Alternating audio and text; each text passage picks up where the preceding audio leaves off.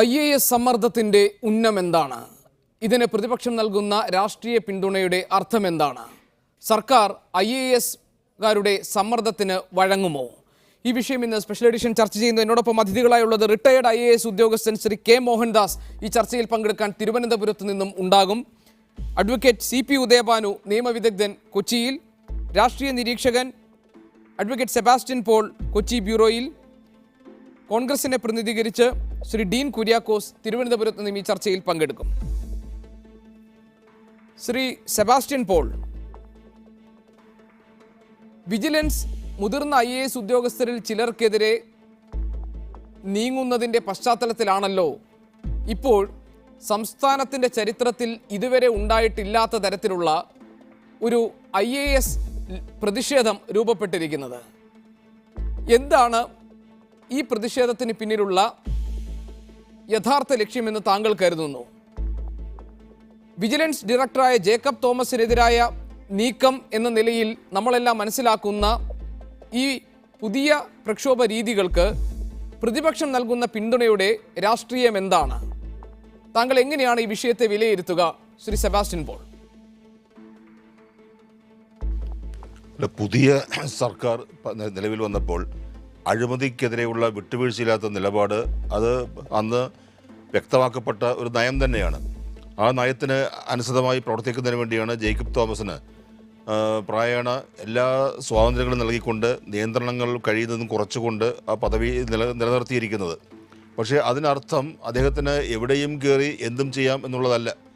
Jacob Thomas അഴിമതിക്കെതിരെ യുദ്ധം പ്രഖ്യാപിച്ചുകൊണ്ട് IAS ഉദ്യോഗസ്ഥന്മാർക്കെതിരെ അദ്ദേഹം സ്വീകരിക്കുന്ന നടപടികൾ അതൊരു വൈരനിര്യാതന ബുദ്ധിയുടെ സ്വഭാവമുണ്ട് എന്ന ഒരു ആക്ഷേപം വന്നിട്ടുണ്ട്.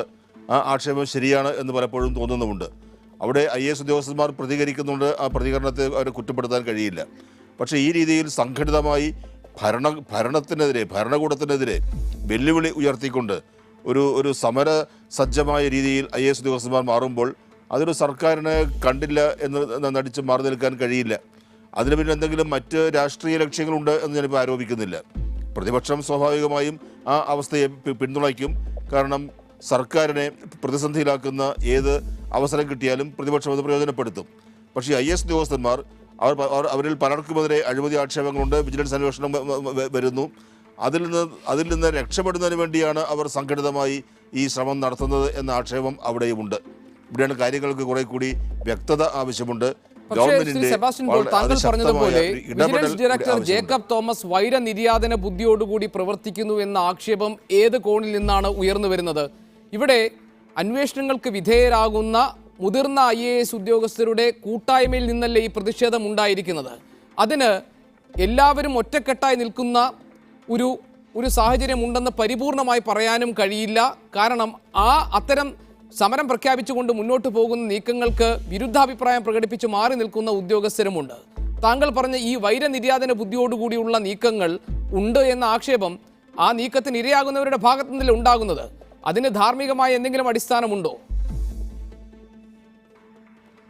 അതെ, സ്വാഭാവികമായും ഇരയാക്കപ്പെടുന്നവർക്കാണല്ലോ ആക്ഷേപം ഉണ്ടാവുക.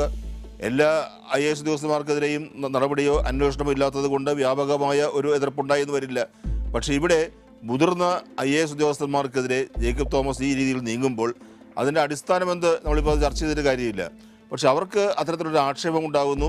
ആ ആക്ഷേപത്തിന് നിയമപരമായ പരിഹാരം തേടുന്നതിന് പകരം ഒരു സാധാരണ ട്രേഡ് യൂണിയൻ പ്രവർത്തിക്കുന്നത് പോലെ സംഘടിത ശക്തി കൊണ്ട് ഗവൺമെൻറ്റിനെ സമ്മർദ്ദത്തിലാക്കാം എന്നുള്ള അവരുടെ നിലപാടാണ് തെറ്റിപ്പോയി എന്ന് പറയേണ്ടി വരുന്നത്. ശ്രീ അഡ്വക്കേറ്റ് CP ഉദയഭാനു, ഇവിടെ സംഘടിതമായ ഒരു പ്രതിഷേധം രൂപപ്പെട്ടിട്ടുണ്ട്. അതുകൊണ്ടാണ് അവധിയെടുത്ത് പോകാനുള്ളൊരു തീരുമാനം അവരിൽ നിന്നുണ്ടാകുന്നത്. അവിടെ വിജിലൻസ് ഡയറക്ടർ ജേക്കബ് തോമസിനെതിരായി ഉയർന്നു വന്ന TKM എഞ്ചിനീയറിംഗ് കോളേജിൽ അദ്ദേഹം സർവീസിലിരിക്കെ അദ്ദേഹം പഠിപ്പിച്ചതിന് പ്രതിഫലം പറ്റി എന്ന കാര്യത്തിൽ ഉള്ള അന്വേഷണം ചീഫ് സെക്രട്ടറി നേരിട്ട് ആ കോളേജിൽ നടത്തി എന്ന ഇൻ്റലിജൻസ് വിവരത്തെ തുടർന്നാണ് നിങ്ങൾ സൂപ്പർ മുഖ്യമന്ത്രിയാകാൻ ശ്രമിക്കുകയാണോ എന്ന് കീഴുദ്യോഗസ്ഥരുടെ മുന്നിൽ നിന്ന് മുഖ്യമന്ത്രി പരസ്യമായി ശകാരിച്ചത്.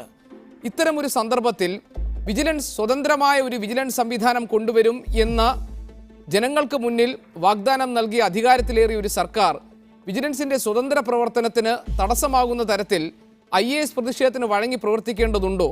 ഇവിടെ മുഖ്യമന്ത്രി എന്ന നിലയിൽ പിണറായി വിജയൻ എടുത്ത നിലപാടുകൾ കർക്കശവും സുതാര്യവും വ്യക്തവും സന്ദർഭോചിതവുമായതല്ലേ? അത് വിമർശിക്കപ്പെടേണ്ടതുണ്ടോ? IASകാർ ഇപ്പോൾ നടത്തുന്ന സമ്മർദ്ദ തന്ത്രം ഈ സർക്കാരിനെ ഒരു നിലയ്ക്ക് അതിൻ്റെ ഭരണ നടത്തിപ്പിനെ മരവിപ്പിക്കുന്ന തരത്തിലുള്ളതല്ലേ? അതിന് ഏതെങ്കിലും തരത്തിലുള്ള നിയമ സാധൂകരണം ഉണ്ടാകും?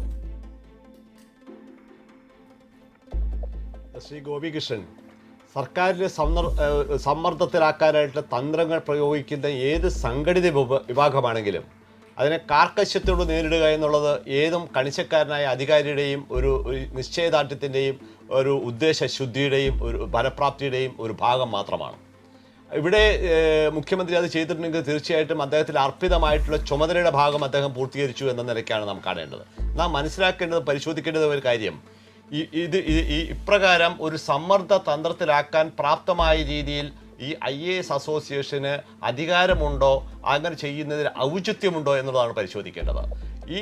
ഈ പ്രത്യേക വിഭാഗം എന്ന് പറയുന്നത് ഇവർ ഒട്ടേറെ ആനുകൂല്യങ്ങൾ, സർക്കാരിൻ്റെ ആനുകൂല്യങ്ങൾ വിതരണം ചെയ്യാൻ ബാധ്യതപ്പെട്ടവരാണ്. അതുപോലെ ക്ഷേമ പദ്ധതികൾ ജനങ്ങളിലേക്ക് എത്തിക്കാൻ ബാധ്യതപ്പെട്ടതാണ്. വില്ലേജ് ഓഫീസർ മുതൽ ചീഫ് സെക്രട്ടറി വരെ ജനങ്ങളുമായി ദൈനംദിനമായിട്ട് ബന്ധപ്പെട്ട് നിൽക്കുന്ന ഈ ഒരു വിഭാഗം, ബ്യൂറോക്രസിയിലെ ഈ വിഭാഗം, അവരാണ് ദൈനംദിനമായിട്ട് ഗവൺമെൻറ്റിൻ്റെ മുഴുവൻ പദ്ധതികളെയും എത്തിക്കുക എന്നതിനപ്പുറം കാലാകാലങ്ങളിൽ സമയാസമയങ്ങളിൽ ഈ ജനങ്ങളുടെ വികാരങ്ങൾ മനസ്സിലാക്കി അവരുടെ ഇച്ഛാശക്തിക്കനുസരിച്ച് പെരുമാറുക എന്നുള്ള ദൗത്യം കൂടെ ഏറ്റെടുക്കാൻ ബാധ്യതപ്പെട്ട ആളുകളാവുന്നത്.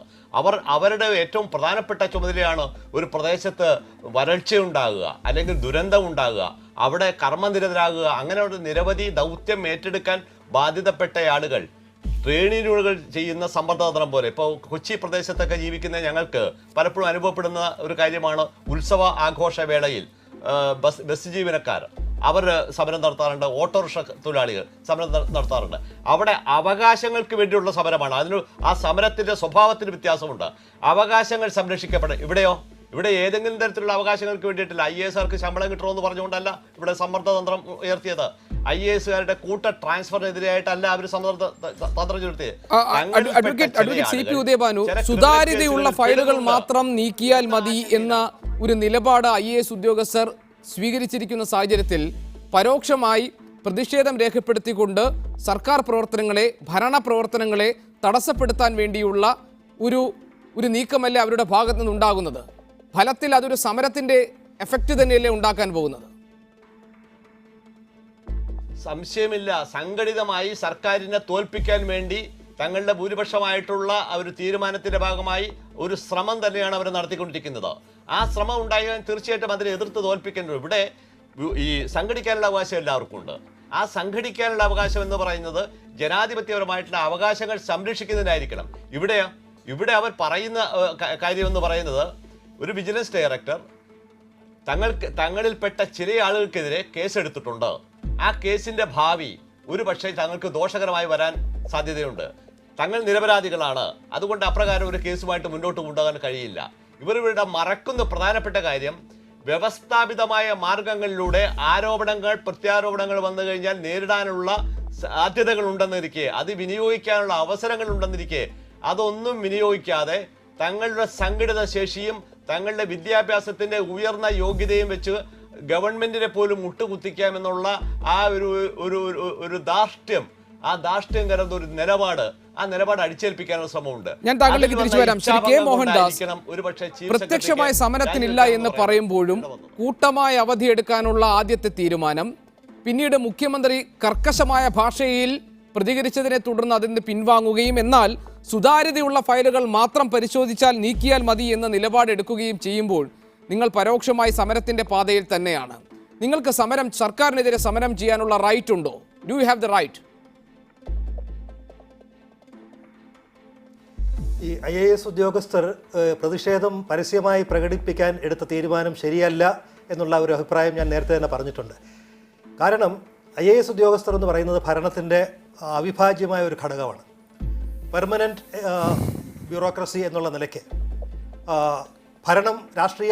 രാഷ്ട്രീയ നേതൃത്വം മാറി മാറി വന്നാലും ഉദ്യോഗസ്ഥർ അവരുടെ ജോലികൾ ചെയ്യാൻ ബാധ്യസ്ഥരാണ്. സെക്കൻഡ് ലെവൽ ഓഫ് സപ്പോർട്ട് ഗവൺമെൻറ്റിനെ സംബന്ധിച്ചിടത്തോളം മന്ത്രിമാർക്ക് തൊട്ടു താഴെ അവർക്ക് ഭരണനിർവഹണത്തിൽ സഹായിക്കുന്നവരാണ് IAS ഉദ്യോഗസ്ഥർ. അപ്പോൾ ആ നിലയ്ക്ക് ഭരണത്തിൻ്റെ സ്ഥിരം നടുംതൂണുകൾ എന്നുള്ള നിലയ്ക്ക് ഒരു കാരണവശാലും ഒരു പ്രതിഷേധ മാർഗത്തിലേക്ക് അവർ തിരിഞ്ഞത് ഭംഗിയല്ല എന്നുള്ളത് ഞാൻ വളരെ വ്യക്തമായിട്ട് പറയാൻ ആഗ്രഹിക്കുന്നു. അല്ല ശ്രീ മോഹൻദാസ്, ഭംഗിയല്ല എന്ന് മാത്രമല്ല നിയമപരമായി നിലനിൽക്കുന്നതുമല്ലല്ലോ. അതിന്റെ പേരിൽ അവർക്കെതിരെ നടപടി വരെ വന്നുകൂടെ?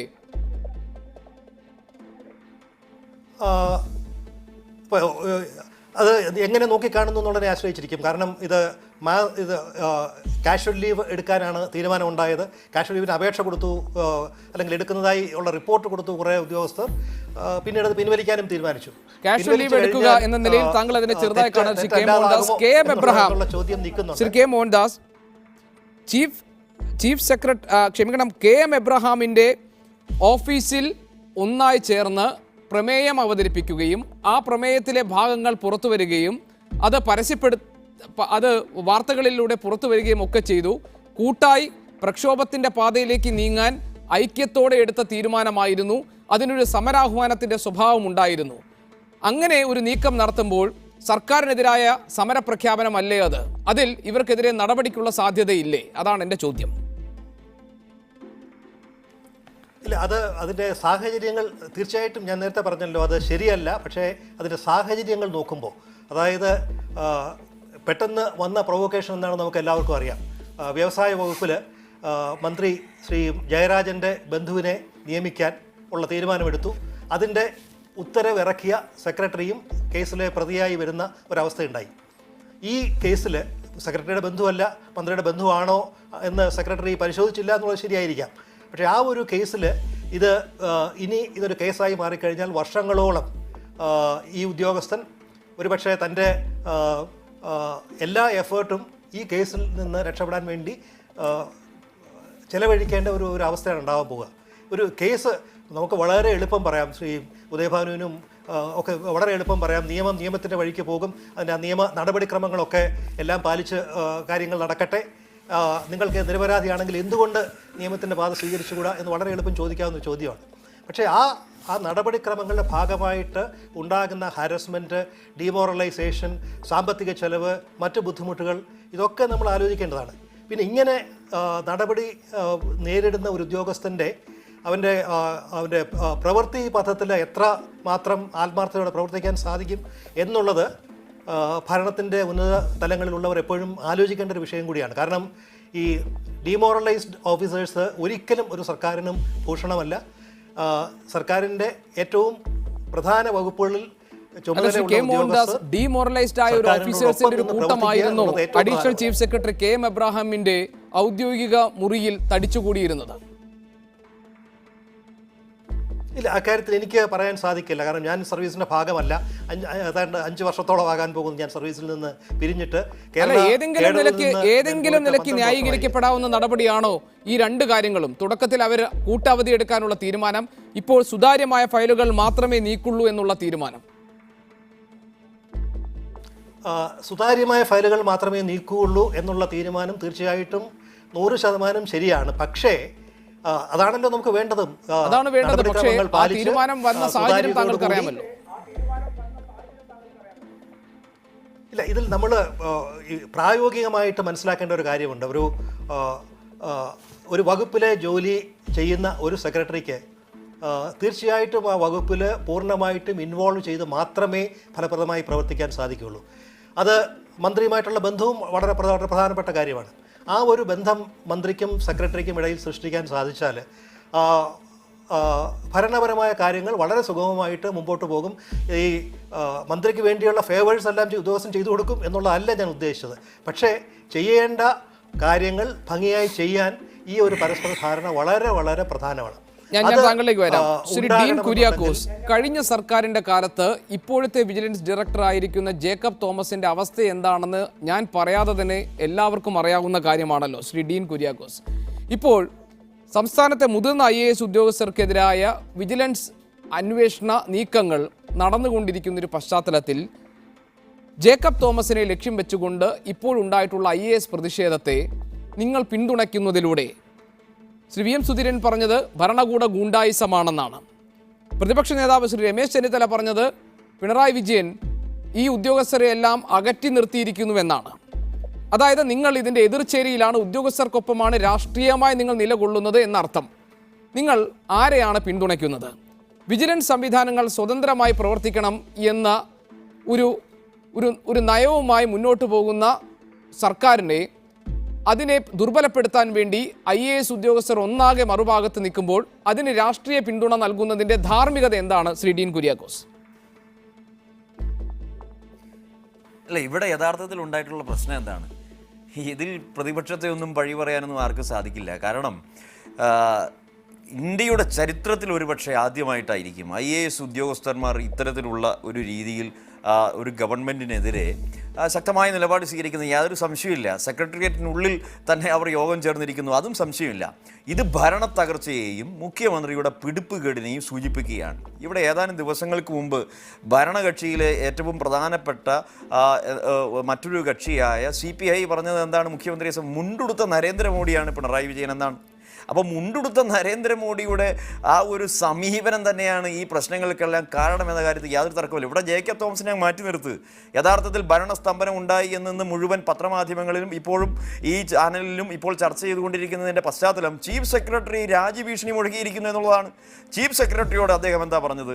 നിങ്ങൾ സൂപ്പർ മുഖ്യമന്ത്രി ചമയുന്നുവോ എന്ന് മുഖ്യമന്ത്രി ചീഫ് സെക്രട്ടറിയെ ആക്ഷേപിക്കുന്ന തരത്തിൽ പെരുമാറിയെന്ന് മുഴുവൻ പത്രങ്ങളിലും വെണ്ടയ്ക്കാമുഴുപ്പിൽ അച്ചടിച്ചു വന്നിരിക്കുന്നു. അപ്പോൾ ഇതെന്താണ് ഇവിടെ സംഭവിച്ചത്? അപ്പോൾ ചീഫ് സെക്രട്ടറി വിജിലൻസ് ഡയറക്ടറുടെ പേരിൽ ഒരു പരാതിയുണ്ട്. ആർക്കും തർക്കമുണ്ടല്ലോ. ഇപ്പോൾ വിജിലൻസ് ഡയറക്ടർ എന്ന് പറയുന്ന ആൾ വലിയ പുണ്യവാളൊന്നുമല്ല. അദ്ദേഹം ഏറ്റവും വലിയ അഴിമതിക്കാരനാണ്. കോടതിയുടെ പരാമർശം വന്നിരിക്കുകയാണ്. ഒരു നിമിഷം പോലും വൈകാതെ അദ്ദേഹം രാജിവെച്ച് പോകേണ്ടതായിരുന്നു. ആരാണ് സംരക്ഷിക്കുന്നത്? എന്തിൻ്റെ പേരിലാണ് സംരക്ഷിക്കുന്നത്? അദ്ദേഹം ഇപ്പോൾ ഏറ്റവും അവസാനം വന്നിരിക്കുന്നത് ഈ മുഖ്യമന്ത്രി ഇതിനു മുമ്പ് LDF ഭരണ സംവിധാനം ഉണ്ടായിരുന്നപ്പോൾ മുഖ്യമന്ത്രിയുടെ ഭാര്യയുടെ വഴിവിട്ട നിയമനവുമായി ബന്ധപ്പെട്ട് ഉള്ള ഫയൽ ഈ വിജിലൻസ് ഡയറക്ടർ മുക്കിയിരിക്കുന്നു എന്ന ആരോപണമാണ് വന്നിട്ടുള്ളത്. അപ്പോൾ എന്തിൻ്റെ പേരിലാണ് മുഖ്യമന്ത്രി വിജിലൻസ് ഡയറക്ടറെ സംരക്ഷിക്കുന്നത് എന്നൊക്കെ സംബന്ധിച്ച് മറ്റു കാര്യങ്ങളൊക്കെ ഒരുപാട് പറയാനുണ്ട്. ഞാൻ അതിലേക്കൊന്നും കടക്കുന്നില്ല. അതിനെല്ലാമുള്ള മറുപടി ഇന്നലെ മുഖ്യമന്ത്രി പിണറായി വിജയൻ നൽകിയതാണല്ലോ.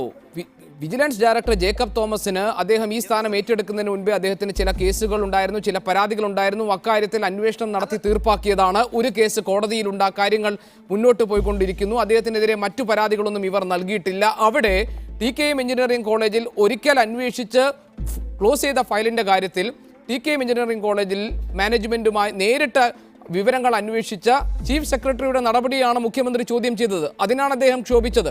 അവിടെ സർക്കാരിനെ ദുർബലപ്പെടുത്താൻ എല്ലാവരും ഒറ്റക്കെട്ടായി നീങ്ങുന്ന ഭരണസ്തംഭനം ഉണ്ടാക്കാൻ പാകത്തിലുള്ള തരത്തിലുള്ള IAS ഉദ്യോഗസ്ഥർ ഒരു ലോബിയിങ് അവിടെ പ്രവർത്തിക്കുമ്പോഴാണ് മുഖ്യമന്ത്രി അതിനെതിരെ നിലപാടെടുത്തത്. അങ്ങനെ ഒരു നിലപാടെടുക്കുകയല്ലേ ഒരു മുഖ്യമന്ത്രി ചെയ്യേണ്ടത്? അങ്ങനെയല്ലേ? അതല്ലേ ഏറ്റവും ശരിയായ വഴി? അതിനെ പ്രതിപക്ഷം അംഗീകരിക്കുന്നില്ലേ? ഒരിക്കലും ശരിയായ വഴിയിലൂടെ അല്ല മുഖ്യമന്ത്രി പോകുന്നത് എന്നുള്ളത് കൊണ്ടാണല്ലോ ഈ പ്രതിസന്ധി ഉണ്ടായിട്ടുള്ളത്. ഇത് ഭരണ തകർച്ചയുടെ ലക്ഷണം തന്നെയല്ല. ഞാൻ ഒരു കാര്യം പറയട്ടെ, അങ്ങനെയെങ്കിൽ ഇനിയിപ്പോൾ അതിൻ്റെ വഴിക്ക് വിടുക. വിജിലൻസ് കോടതിയുടെ പരാമർശം വന്നപ്പോഴാണ് അങ്ങനെ ഈ പറയുന്ന വിജിലൻസ് ഡയറക്ടർ എന്തിനെയാണ് ഫേവർ ചെയ്തത്? ഈ മന്ത്രിമാർക്കെതിരെയുള്ള അന്വേഷണം എന്തിൻ്റെ പേരിൽ വൈകിപ്പിച്ചു? ഈ അഴിമതി ആരോപണങ്ങളിൽ ആരെയാണ് അദ്ദേഹം സംരക്ഷിച്ചുകൊണ്ടിരിക്കുന്നത്? അപ്പോൾ ഇവിടെ എത്രയോ കേസുകളിൽ ക്വിക്ക് വെരിഫിക്കേഷൻ നടക്കുന്നില്ല. സ്പോർട്സ് ലോട്ടറി അഴിമതി കേസിൽ ഇന്ന് വരെ ആ ക്വിക്ക് വെരിഫിക്കേഷൻ പൂർത്തിയാക്കിയില്ലല്ലോ. ഇവിടെ മേഴ്സിക്കുട്ടി അമ്മയ്ക്കെതിരെ എങ്ങനെയാണ് കേസെടുത്തത് എന്നതിനെ സംബന്ധിച്ച് അറിയാമല്ലോ. അതുപോലെ EP ജയരാജനെതിരെ എപ്പോഴാണ് അന്വേഷണം പൂർത്തിയാക്കിയത് എന്നതിനെ കുറിച്ച് അറിയാമല്ലോ. അപ്പോൾ ഇതൊക്കെ ആര് ക്ഷണിച്ചു വരുത്തിയ വിവാദമാണ്? അപ്പോൾ ഇനിയിപ്പോൾ വിജിലൻസ് ഡയറക്ടർക്കെതിരെയുള്ള അഴിമതി ആരോപണം കേസിൻ്റെ വഴിക്ക് പോകട്ടെ. പക്ഷേ അത്രമാത്രം പുകമറ സൃഷ്ടിക്കപ്പെട്ട അല്ലെങ്കിൽ ഈ തരത്തിലുള്ള വിവാദ പശ്ചാത്തലമുള്ള ഒരാളെ എന്തിന്റെ പേരിൽ സംരക്ഷിച്ചു നിർത്തുന്നു? ശരി, താങ്കൾ പറഞ്ഞ ആ ഭാഗങ്ങളൊക്കെ മാറ്റിവെച്ചാലും വിജിലൻസ് അവരുടെ നടപടിക്രമങ്ങളുമായി മുന്നോട്ട് പോകുമ്പോൾ അതിന് വിധേയരായി നിൽക്കുന്ന അല്ലെങ്കിൽ അതിന് ഇരകളായി മാറ്റപ്പെട്ടവരുടെ ഒരു സംഘടന സംസ്ഥാനത്ത് ഭരണസ്തംഭനം ഉണ്ടാക്കാൻ പാകത്തിൽ സർക്കാരിനെ സമ്മർദ്ദത്തിലാക്കുന്ന പാകത്തിൽ ഇതുവരെ ഉണ്ടാകാത്ത തരത്തിൽ ഒരു സമര രീതിയിലേക്ക് പോകുമ്പോൾ അതിനെ പ്രതിപക്ഷം പിന്തുണച്ചതിൻ്റെ രാഷ്ട്രീയ ധാർമ്മികതയാണ് ഞാൻ ചോദിച്ചത്. എന്ത് ധാർമ്മികതയുടെ അടിസ്ഥാനത്തിലാണ് നിങ്ങൾ IAS ഉദ്യോഗസ്ഥരുടെ സമരത്തെ അല്ലെങ്കിൽ അവരുടെ പ്രതിഷേധത്തിനെ പിന്തുണയ്ക്കുന്നത്? അല്ല, ഞങ്ങൾ പിന്തുണയ്ക്കുകയല്ല. ഇവിടെ യഥാർത്ഥത്തിൽ പ്രതിപക്ഷത്തിന്റെ ധർമ്മം നിറവേറ്റുകയാണ് ചെയ്തത്. ഒക്ടോബർ മാസത്തിലല്ലേ ഈ പ്രശ്നം ഉണ്ടായത്. ഇവിടെ KM എബ്രഹാമിനെതിരെ അന്വേഷണം ആരംഭിച്ച ഘട്ടത്തിൽ KM എബ്രഹാമിനെതിരെ എന്താ പറയുക, അന്നേരം മുഖ്യമന്ത്രി KM എബ്രഹാമിനെ സംരക്ഷിക്കുകയാണ് ചെയ്തത്. അപ്പോൾ KM എബ്രഹാമിനെതിരെ അന്വേഷണം ആരംഭിച്ച ആ സമയം മുതലാണ് ഈ ശീതസമരം തുടങ്ങിയത് എങ്കിൽ ഈ നിമിഷം വരെ ഈ മുഖ്യമന്ത്രി എവിടെയായിരുന്നു? ഈ പ്രശ്നം പരിഹരിക്കാൻ അദ്ദേഹത്തിന് കഴിയുമായിരുന്നില്ല. അതാണ് ഞാൻ പറഞ്ഞത്, പിടിപ്പുകേടിന്റെ പര്യായപദമായി പിണറായി വിജയൻ മാറിയിരിക്കുന്നു. ഭരണ തകർച്ചയിലേക്ക് കാര്യങ്ങൾ പോയിക്കൊണ്ടിരിക്കുന്നു. ഇവിടെ നാട്ടിൽ സാധാരണക്കാർക്ക് നീതി ലഭ്യമാകുന്നുണ്ടോ? ഇവിടെ ഈ 6 മാസക്കാലത്തെ ഭരണം എടുത്തു നോക്കിയാൽ ടോട്ടലി ഫെയില്യൂർ ആണ്. Administration is totally failure. ഇത് ആർക്കാണ് അറിയാൻ പാടില്ലാത്തത്? ഇവിടെ റേഷൻ സമ്പ്രദായം അട്ടിമറിക്കപ്പെട്ടിരിക്കുന്നു. ഇവിടെ PSCയിൽ ഒരു നിയമനം പോലും നടക്കുന്നില്ല. ഇവിടെ സാധാരണക്കാർക്ക് ജീവിക്കാൻ വയ്യാത്ത അവസ്ഥയിലേക്ക് പോയിരിക്കുന്നു. അപ്പൊ സമ്പൂർണ്ണ IAS ഉദ്യോഗസ്ഥർ കൂട്ടവധി എടുത്തുകൊണ്ട് ഒരു സമര രൂപത്തിലേക്ക് നീങ്ങുമ്പോൾ അവരെ വിളിച്ച് ശാസിച്ച മുഖ്യമന്ത്രിയുടെ നടപടി എങ്ങനെയാണ് ഒരു ഭരണകൂട ഗുണ്ടായിസമാകുന്നതെന്ന് താങ്കൾക്ക് വിശദീകരിക്കാം? അല്ല, ഒക്ടോബർ മാസം മുതൽ ഈ പ്രശ്നം ഇവിടെ മുഖ്യമന്ത്രി, ഞാൻ പറഞ്ഞല്ലോ, മുഖ്യമന്ത്രി വിജിലൻസ് ഡയറക്ടറെ പിന്തുണയ്ക്കുന്നു ഒരു വശത്ത്, മറ്റൊരു വശത്ത് KM എബ്രഹാമിനെ പിന്തുണയ്ക്കുന്നു. മുഖ്യമന്ത്രി വിജിലൻസിനെ, വിജിലൻസ് സംവിധാനങ്ങളെ, വിജിലൻസ് ഡയറക്ടറെയും പിന്തുണയ്ക്കണ്ടേ? സ്വതന്ത്രമായി പ്രവർത്തിക്കും വിജിലൻസ് എന്ന് പറഞ്ഞ ഒരു സർക്കാർ വിജിലൻസ് അല്ല, ഞാൻ പറഞ്ഞു പൂർത്തിയാക്കട്ടെ. ഒരു വശത്ത് അദ്ദേഹം പറയുന്നു KM എബ്രഹാമിനെ സംരക്ഷിക്കുമെന്ന്, മറ്റൊരു വശത്ത് ഇന്നലെ ചർച്ചയ്ക്ക് വന്നപ്പോൾ അദ്ദേഹം പറഞ്ഞു പോൾ ആന്റണി എന്ന് പറയുന്ന ഉദ്യോഗസ്ഥനെയും ഞാൻ ഉപദ്രവിക്കത്തില്ല എന്ന രീതിയിൽ പറയുന്നു. അപ്പോൾ എല്ലാവരെയും സംരക്ഷിക്കുമെന്ന് പറയുന്ന മുഖ്യമന്ത്രി, മറ്റൊരു വശത്ത് ഇവർ തമ്മിൽ എന്താ പറയുക, പരസ്പരം മുഖ്യമന്ത്രി അറിയാതെ, ഭരണകൂടം അറിയാതെ എന്ന് പറയുന്നു, ഗവൺമെന്റ് അറിയാതെ അങ്ങോട്ടും ഇങ്ങോട്ടും അന്വേഷണത്തിന് ഉത്തരവിടുന്നു. അപ്പോൾ ഇതിൽ ഗവൺമെന്റിനോ അല്ലെങ്കിൽ മുഖ്യമന്ത്രിക്കോ യാതൊരു കൺട്രോളുമില്ല. ഇവർ തമ്മിലുള്ള ഈ ശീതസമരം അവസാനിപ്പിക്കാൻ അദ്ദേഹത്തിന് ആകുന്നില്ല എന്നത് പരസ്യമാക്കപ്പെട്ടിരിക്കുന്നു. 3 മാസക്കാലം ഒരു ഇടപെടലും നടത്താൻ ഭരണത്തലവൻ എന്നുള്ള നിലയിൽ മുഖ്യമന്ത്രിക്ക് കഴിയാത്തത് കൊണ്ടാണ് ഇത്രമാത്രം ദുരന്ത സമാനമായ ഒരു സാഹചര്യത്തെ നാം അതിജീവിച്ചു കൊണ്ടിരിക്കുന്നത്. ഞാൻ താങ്കളിലേക്ക് വരാം. ശ്രീ സെബാസ്റ്റ്യൻ പോൾ, കീഴുദ്യോഗസ്ഥരുടെ മുന്നിൽ വെച്ച് ചീഫ് സെക്രട്ടറി SM വിജയാനന്ദിനെ പരസ്യമായി മുഖ്യമന്ത്രി ശകാരിച്ചത് കീഴ്വഴക്കങ്ങളുടെ ലംഘനമാണ് എന്ന ഒരു വൈകാരിക സമീപനമാണ് IAS ഉദ്യോഗസ്ഥർക്കുള്ളത്. അവിടെ VS അച്യുതാനന്ദൻ മുഖ്യമന്ത്രിയായിരിക്കെ അദ്ദേഹം ലിസി ജേക്കബിനെതിരെ പരസ്യമായി നടത്തിയ പ്രസ്താവനയുടെ പേരിൽ ലിസി ജേക്കബ് രാജിവെച്ച സാഹചര്യത്തിന് സമാനമായ സാഹചര്യമാണ് ഇപ്പോൾ ഉണ്ടായിട്ടുള്ളതെന്നും അതുകൊണ്ടാണ് SM വിജയാനന്ദ് രാജ്യസന്നദ്ധത പ്രകടിപ്പിച്ചതെന്നും ഉള്ള സൂചനകൾ പുറത്തു വരുന്നുണ്ട്. മുഖ്യമന്ത്രി ഈ തരത്തിൽ സർക്കാരിനെ സമ്മർദ്ദത്തിലാക്കുന്ന തരത്തിൽ IAS ഉദ്യോഗസ്ഥർ കൂട്ടവധി എടുത്തുകൊണ്ട് ഒരു സമര രീതിയിലേക്ക് പോകുമ്പോൾ TKM എഞ്ചിനീയറിംഗ് കോളേജുമായി ബന്ധപ്പെട്ട് ഉണ്ടായിട്ടുള്ള വിവാദങ്ങളിൽ അവിടെ നേരിട്ട് ചീഫ് സെക്രട്ടറി അന്വേഷിച്ചു എന്ന ഇന്റലിജൻസ് റിപ്പോർട്ട് കിട്ടിയതിൻ്റെ പശ്ചാത്തലത്തിൽ ചീഫ് സെക്രട്ടറിയെ വിളിച്ചു വരുത്തി അല്ലെങ്കിൽ മുഖ്യമന്ത്രിയെ കണ്ട IAS സംഘത്തോടൊപ്പം ഉണ്ടായിരുന്ന ചീഫ് സെക്രട്ടറി, അവർക്ക് നേതൃത്വം കൊടുത്ത ചീഫ് സെക്രട്ടറിയെ ശകാരിച്ചത് കീഴ്വഴക്കങ്ങളുടെ ലംഘനമാണോ? അവിടെ SM വിജയാനന്ദിനെ പോലെ ഒരു മുതിർന്ന IAS ഉദ്യോഗസ്ഥന് മാർച്ചിൽ അദ്ദേഹം റിട്ടയർ ആകാൻ പോവുകയാണ്, അദ്ദേഹത്തിന് രാജിവെക്കേണ്ട സാഹചര്യം ഉണ്ടാകുന്നുണ്ടോ? അല്ല, ഇത് തീർച്ചയായും ഗോപികൃഷ്ണൻ പറഞ്ഞതുപോലെ ഒരു സെൻസിറ്റീവായിട്ടുള്ളൊരു ഇഷ്യൂ ആണ്.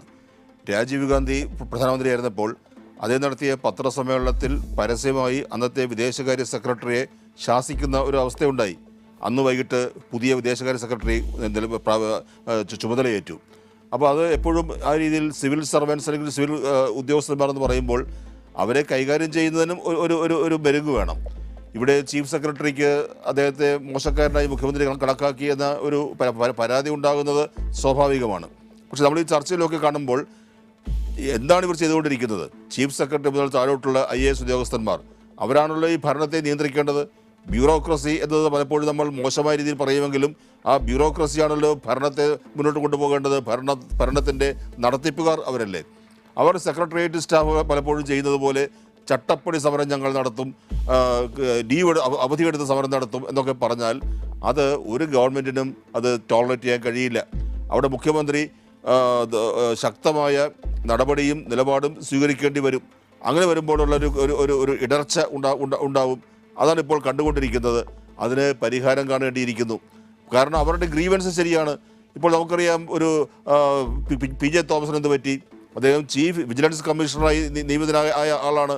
ആ പദവി പോലും ഏൽക്കാൻ കഴിഞ്ഞില്ല, കാരണം കേസുണ്ടായിരുന്നു. കേസ് ആരംഭിച്ചാൽ ഒരിക്കലും അവസാനിക്കില്ല എന്ന് നമുക്കറിയാം. അവരുടെ ആശങ്ക പ്രകടിപ്പിക്കുന്നുണ്ട്. ആ ആശങ്ക അസ്ഥാനത്താണെങ്കിൽ അസ്ഥാനത്താണെന്ന് അവരെ ബോധ്യപ്പെടുത്താനുള്ള ഉത്തരവാദിത്വവും ഭരണകൂടത്തിനുണ്ട്. അഡ്വക്കേറ്റ് സെബാസ്റ്റ്യൻ പോൾ, ഇവിടെ പോൾ ആന്റണിയുടെ കാര്യത്തിൽ ഇ.പി. ജയരാജന്റെ ബന്ധുത്വ നിയമന വിവാദ കേസിൽ വിജിലൻസ് അതിന്റെ അന്വേഷണവുമായി മുന്നോട്ട് പോകുന്നു. മന്ത്രിക്കാണ് നിയമന ചുമതല എന്നതിന്റെ പേരിൽ പോൾ ആന്റണിയെ ആ കേസുമായി ബന്ധപ്പെട്ട നടപടിക്രമങ്ങളിൽ നിന്ന് ഒഴിച്ചു നിർത്താൻ കഴിയുമോ? അത്തരം സന്ദർഭങ്ങളിൽ വിജിലൻസ് കേസെടുത്ത് മുന്നോട്ട് പോകുമ്പോൾ ടോം ജോസിനെ ചോദ്യം ചെയ്യുന്നു.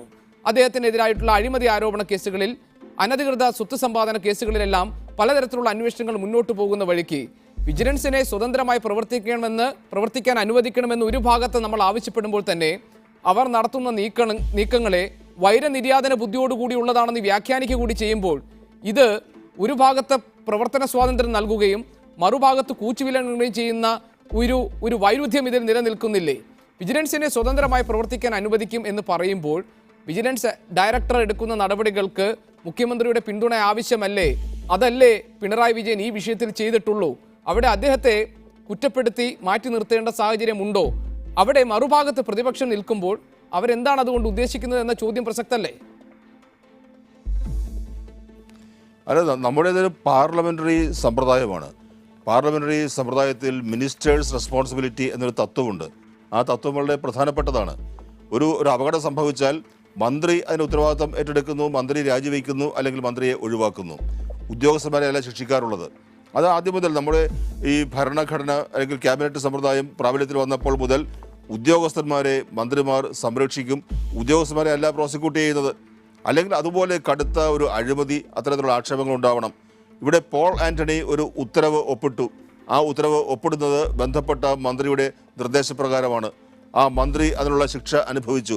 അതിൻ്റെ പേരിൽ ആ ഉദ്യോഗസ്ഥനെ ഇനി വിജിലൻസ് പിടികൂടി പ്രോസിക്യൂഷൻ ആരംഭിക്കുക, അദ്ദേഹത്തിൻ്റെ എല്ലാ മേൽഗതിയും പുരോഗതിയും എല്ലാം തടയുക, അത് ഒരു ന്യായമായ കാര്യമാണോ? മന്ത്രിയല്ലേ ആ ഉത്തരവാദിത്തം ഏറ്റെടുക്കേണ്ടത്? അതിനപ്പുറത്തേക്ക് നിയമവിരുദ്ധമായി വലിയ ഒരു അത്യാചാരം അല്ലെങ്കിൽ അഴിമതി ആ ഉദ്യോഗസ്ഥൻ നടത്തിയോ? ആ കാര്യങ്ങളൊക്കെ പരിശോധിക്കേണ്ടതല്ലേ? അതിന് പകരം വിജിലൻസ് ഡയറക്ടർക്ക് എന്തും ചെയ്യുന്നതിനുള്ള സ്വാതന്ത്ര്യമുണ്ട്, അധികാരമുണ്ട് എന്ന് പറയുമ്പോൾ നമ്മുടെ നാട്ടിൽ നിലവിലുള്ള നിയമവ്യവസ്ഥ, നമ്മുടെ രീതികൾ, നിയമം, ഭരണഘടന അതിനെല്ലാം വെല്ലുവിളിക്കുന്ന ഒരു അവസ്ഥ ഉണ്ടാകുന്നുണ്ട്. ആ അവസ്ഥയെ അവർ ചോദ്യം ചെയ്ത രീതി തെറ്റാണ് എന്ന് പലവട്ടം ആവർത്തിച്ച് പറയേണ്ടി വരുമ്പോഴും അതിനുള്ളിൽ ഒരു പരിഗണിക്കേണ്ടതായ വശമുണ്ട്. Advocate CP Udayabhanu, Shri Sebastian Paul പറഞ്ഞ കാര്യങ്ങളോട് താങ്കൾ പൂർണ്ണമായി യോജിക്കുന്നുണ്ടോ? ഇപ്പോൾ തന്നെ മറ്റ് വകുപ്പുകളുടെ ആഭ്യന്തര വിജിലൻസ് സംവിധാനത്തിനകത്തെ കാര്യങ്ങൾ കൂടി പരിശോധിക്കാൻ വേണ്ടി ഉദ്യോഗസ്ഥർക്ക് നിർദ്ദേശം നൽകിയിരിക്കുകയാണ് vigilance director Shri Jacob Thomas. അദ്ദേഹത്തിൻ്റെ നടപടികൾ ഈ പറയുന്ന തരത്തിൽ വൈരനിര്യാതന ബുദ്ധിയോടുകൂടിയുള്ളതും എല്ലാ നിയന്ത്രണങ്ങൾക്കും സീമകളെയും ലംഘിക്കുന്നതുമാണോ? അദ്ദേഹം ഒരു തരത്തിലുള്ള നിയന്ത്രണം ആവശ്യപ്പെടുന്ന അല്ലെങ്കിൽ നിയന്ത്രണം വേണ്ട തരത്തിലേക്ക് അദ്ദേഹം വഴിമാറി സഞ്ചരിക്കുന്നുണ്ടോ?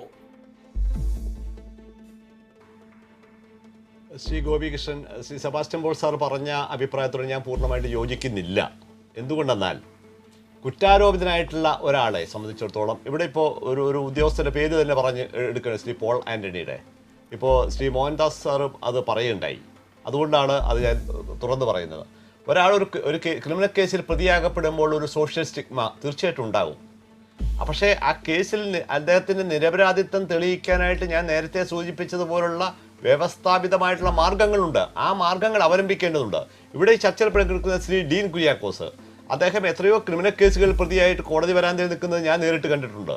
ഒട്ടനവധി കേസുകളിൽ അദ്ദേഹം നിരപരാധിയാണ് എന്ന് ആ കേസിൻ്റെ വിചാരണയുടെ ചില ഘട്ടങ്ങളിലെങ്കിലും പങ്കെടുത്തയാണെന്നതിന് എനിക്ക് ബോധ്യമുണ്ട്.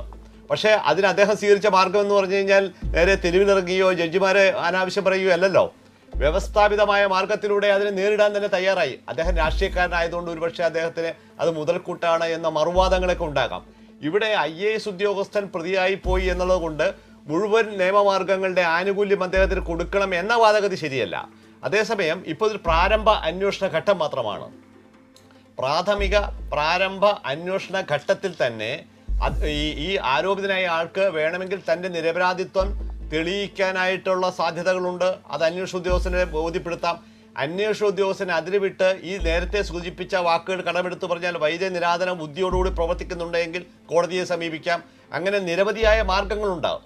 ആ മാർഗങ്ങളെല്ലാം അവലംബിക്കാമെന്നിരിക്കെ സമ്മർദ്ദ തന്ത്രത്തിലാക്കാൻ തങ്ങളുടെ സംഘടിത ശേഷി കൊണ്ടുള്ള ശ്രമം, ആ ശ്രമമാണ് ഇവിടെ അപലപിക്കപ്പെടേണ്ടത്. മറ്റൊരു കാര്യം നമ്മൾ പ്രധാനമായിട്ട് മനസ്സിലാക്കേണ്ടത്, ഈ IAS ഉദ്യോഗസ്ഥർ പലരും തന്നെ ക്വാസി ജുഡീഷ്യൽ അതോറിറ്റീസ് കൂടിയാണ്.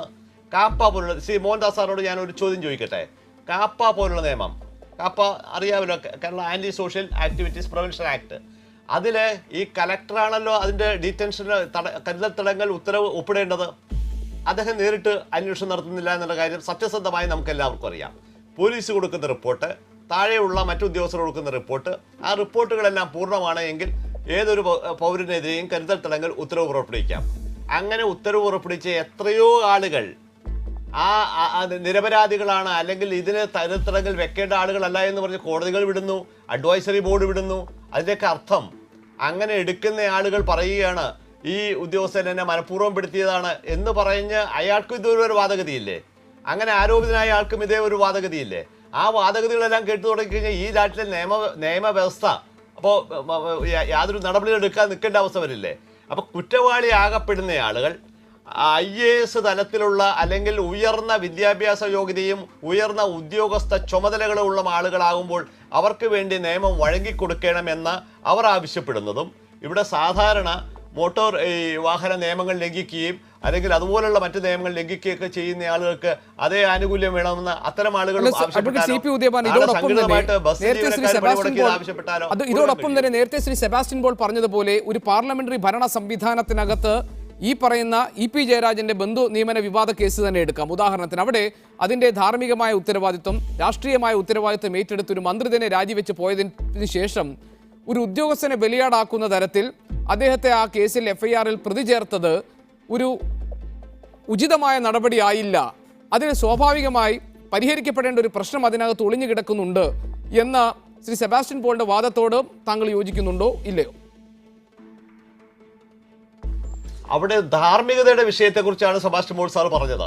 അദ്ദേഹത്തിന്റെ കുറ്റവാളിത്തത്തിന്റെ പങ്കാളിത്തത്തെ സംബന്ധിച്ചിട്ട് കുറ്റവാളിത്തത്തിന്റെ പങ്കാളിത്തം തീർച്ചയായിട്ടും അന്വേഷണ വിധേയമാക്കി തെളിയിക്കപ്പെടേണ്ടതാണ്. അദ്ദേഹത്തിന് മനസ്സറിവുണ്ടോ ഇല്ലയോ എന്നുള്ള കാര്യം, അല്ലെങ്കിൽ മന്ത്രിയുടെ ഉത്തരവ് അദ്ദേഹം സ്വമേധയാ ശിരസാ വയ്ക്കുകയായിരുന്നോ, മന്ത്രിയെ ബോധ്യപ്പെടുത്താൻ ശ്രമിച്ചു എന്നുള്ള കാര്യങ്ങൾ അന്വേഷണ വിധേയമാക്കട്ടെ. അന്വേഷണ വിധേയമാകുമ്പോൾ എന്തിന് ആശങ്കപ്പെടണം? നിരപരാധിയാണ് എങ്കിൽ. സാറ് സൂചിപ്പിച്ചത് അങ്ങനെയുള്ള ആളുകൾ ഇത്തരം കേസുകളിൽ പെട്ടുവരുമ്പോൾ നേരത്തെ PJ തോമസിനുണ്ടായ അതേ അനുഭവം വെച്ചാണെങ്കിൽ ഒട്ടനവധി പടവുകൾ ചവിട്ടി കയറുവാനും ഔദ്യോഗികമായി ക്യാബിനറ്റ് സെക്രട്ടറി വരെ ആകുവാനുള്ള അവരുടെ സാധ്യതകളെ മങ്ങലേൽപ്പിക്കുകയും ഇല്ലാതാക്കുകയും ചെയ്യുന്ന ഒരു സാഹചര്യം ഉണ്ടാകും. അത് തീർച്ചയായിട്ടും ആശങ്ക ഉളവാക്കുന്നതാണ്. പക്ഷെ സ്വാഭാവികമായിട്ടും നീതി അതിൻ്റെ പ്രവർത്തനം വരുമ്പോൾ തീർച്ചയായിട്ടും വരാവുന്ന ഘട്ടങ്ങളാണിതെല്ലാം. അതിന് ജുഡീഷ്യൽ സ്ക്രൂട്ടിനിക്ക് വിധേയമാക്കാവുന്ന നിരവധി ഘട്ടങ്ങളുണ്ടല്ലോ. ശ്രീ ഗോപികൃഷ്ണൻ, ഇവിടെ ഹൈക്കോടതിയുണ്ട്. ഈ അന്വേഷണത്തിനെ നേരിട്ട് കൊണ്ടുള്ള മോണിറ്ററിംഗ് ഏർപ്പെടുത്തുവാനായിട്ട് നിയമം അനുവദിക്കുന്നുണ്ട്. സുപ്രീം കോടതി വ്യത്യസ്തങ്ങളായിട്ടുള്ള വിധിന്യായങ്ങളിലൂടെ അത് സമയപരിധി ആവശ്യപ്പെടണമെങ്കിൽ അത് ആവശ്യപ്പെട്ടുകൊണ്ട് തന്നെ തീർക്കണമെന്നുള്ള നിർദ്ദേശങ്ങൾ കൊടുക്കാനായിട്ടുള്ള സാഹചര്യങ്ങളുണ്ട്. അതെല്ലാം വിനിയോഗിക്കപ്പെടാവുന്നതാണ്. ഇവിടെ ഒരു സാധാരണക്കാരനും IAS എന്ന പദവിയുള്ളയാൾക്കും രണ്ട് നീതി വേണം എന്ന നിലയ്ക്ക് IAS സംഘടനകൾ ഉയർത്തിയ വാദം കൊണ്ട് തോന്നിയിട്ടുണ്ടെങ്കിൽ തീർച്ചയായിട്ടും IAS ഉദ്യോഗസ്ഥരുടെ ഭാഗത്ത് കുഴപ്പമുണ്ട്. ശ്രീ K. മോഹൻദാസ്, മുതിർന്ന IAS ഉദ്യോഗസ്ഥർക്കെതിരെ വിജിലൻസിന്റെ അന്വേഷണം വരുമ്പോൾ എന്തിനാണ് സാർ അവർ ഭയക്കുന്നത്? എന്തിനാണ് കൂട്ടവധി എടുത്തുകൊണ്ട് സർക്കാർ സംവിധാനങ്ങളെ മരവിപ്പിക്കാനുള്ളൊരു തീരുമാനം ഔദ്യോഗിക മുറിയിൽ യോഗം ചേർന്നുകൊണ്ട് പ്രമേയമിറക്കിക്കൊണ്ട് അവർ ഒരു തീരുമാനം എടുക്കുന്നത്? ഒരു ചട്ടപ്പടി സമരത്തിന്റെ രൂപത്തിലേക്ക് ഈ കാര്യങ്ങളെ കൊണ്ടുചെന്നെത്തിക്കുന്നത് എന്ത് ഭയപ്പാട് മൂലമാണ് ശ്രീ K. മോഹൻദാസ്? ഇല്ല, നിരപരാധികളായ ഉദ്യോഗസ്ഥന്മാർ ഒരു കാരണവശാലും ഭയപ്പെടേണ്ട ഒരു കാര്യവുമില്ല. കാരണം അൾട്ടിമേറ്റ്ലി ഇത് കേസ് ഒക്കെ കഴിഞ്ഞ് നടപടിക്രമങ്ങളൊക്കെ പൂർത്തിയാകുമ്പോൾ നിരപരാധികളാണെങ്കിൽ തീർച്ചയായിട്ടും കേസിൽ ഒഴിവാക്കപ്പെടും എന്നുള്ള കാര്യത്തിൽ യാതൊരു സംശയമില്ല. എന്ന് മാത്രമല്ല, നിയമ സംവിധാനം സാധാരണക്കാരനും ഉന്നത ഉദ്യോഗസ്ഥനും എല്ലാം ഒരേ രീതിയിൽ തന്നെ ബാധകമാണ് താനും. അത് ഒരു ഭാഗത്ത്. അപ്പോൾ ഈ ഉദ്യോഗസ്ഥർ ഈ കേസുകൾ ഫേസ് ചെയ്യണം, അഴിമതി നടത്തിയിട്ടുള്ളവരാണെങ്കിൽ ശിക്ഷിക്കപ്പെടണം എന്നുള്ള കാര്യത്തിലൊന്നും ഒരു സംശയവുമില്ല. പക്ഷേ ഞാനിത് നോക്കുന്നത് മറ്റൊരു ആംഗിളിൽ നിന്നാണ്. ഗവൺമെൻറ്റിനെ സംബന്ധിച്ചിടത്തോളം ഗവൺമെൻറ്റിന് വേണ്ടി ഏറ്റവും സുപ്രധാന ജോലികൾ ചെയ്യേണ്ട ഉദ്യോഗസ്ഥർ ഇങ്ങനെ ഈ കൊച്ചു കൊച്ചു കാര്യങ്ങൾക്ക് വേണ്ടി ഇങ്ങനെ ഈ മുട്ടുസൂചി ഇട്ട് കുത്തിക്കൊണ്ടിരിക്കുന്ന അവസ്ഥ അത് ആശാസ്യമാണോ എന്നുള്ളതാണ് ഞാൻ ചോദിക്കാൻ ആഗ്രഹിക്കുന്ന ഒരു കാര്യം. കാരണം അങ്ങനെ അവർ ഈ ചെറിയ കേസുകൾക്ക് പുറകെ പോകാൻ അഴിമതി പ്രാഥമിക ഒരു പ്രൈമാ ഫേസി അഴിമതി ഇല്ല, അതിൽ ക്രമക്കേടില്ല, ഉദ്യോഗസ്ഥന് ദുരുദ്ദേശമില്ല എന്നൊക്കെ തോന്നുന്ന ഒരു കേസിൽ അയാൾ കേസിൻ്റെ പുറകെ നടക്കണമെന്ന് പറയുന്നത് അയാളുടെ എനർജി അത് ഈ തെറ്റായ കാര്യങ്ങൾക്ക് വേണ്ടി വിനിയോഗപ്പെടുത്തപ്പെടുന്നു എന്നുള്ളതാണ് ഇതിനകത്തെ ദോഷം. അത് ഭരണത്തിന് നല്ലതല്ല എന്നുള്ളതാണ് ഏറ്റവും പ്രധാനപ്പെട്ട കാര്യം. ഉദ്യോഗസ്ഥന് താങ്കൾ പറഞ്ഞതിനർത്ഥം ശ്രീ കെ മോഹൻദാസ് ഒരു വ്യക്തതയ്ക്ക് വേണ്ടിയാണ്. വിജിലൻസിന്റെ ഇപ്പോഴത്തെ നീക്കങ്ങളെ സംസ്ഥാനത്തെ മുതിർന്ന IAS ഉദ്യോഗസ്ഥരുടെ ചിലരെങ്കിലും ഭയക്കുന്നുണ്ട് എന്നതിൽ നിന്നാണ് ഈ കൂട്ടായ്മയും പ്രതിഷേധവും ഒക്കെ ഉണ്ടാകുന്നത് എന്നാണ് താങ്കൾ പറഞ്ഞു വരുന്നത്. അങ്ങനെയാണോ? ഇല്ല, ഇപ്പോൾ ഈ ഏറ്റവും സെൻസേഷണലായിട്ട് വന്നിട്ടുള്ള IAS ഉദ്യോഗസ്ഥർക്കെതിരെയുള്ള 3 കേസുകളാണല്ലോ. ഏറ്റവും മുതിർന്ന അഡീഷണൽ ചീഫ് സെക്രട്ടറിമാരായിട്ടുള്ള KM എബ്രഹാമും ടോം ജോസും ഇപ്പോൾ പോൾ ആൻ്റണിയും. ഈ കേസുകളുടെ വിശദാംശങ്ങളൊക്കെ പുറത്തു വന്നിട്ടുണ്ട്. എല്ലാവർക്കും ആലോചിച്ച് നോക്കാവുന്നേ ഉള്ളൂ ഈ കേസുകളിൽ അവസാനം എന്ത് സംഭവിക്കും എന്നുള്ളതിനെ പറ്റിയിട്ട്. KM എബ്രഹാമിനെ പറ്റി മുഖ്യമന്ത്രിയും ധനകാര്യമന്ത്രിയും പറഞ്ഞു ഏറ്റവും മികച്ച ഉദ്യോഗസ്ഥനാണ്, അഴിമതിക്കാരനല്ല എന്ന് പരസ്യമായി നിയമസഭയിൽ തന്നെ പറയുകയുണ്ടായി.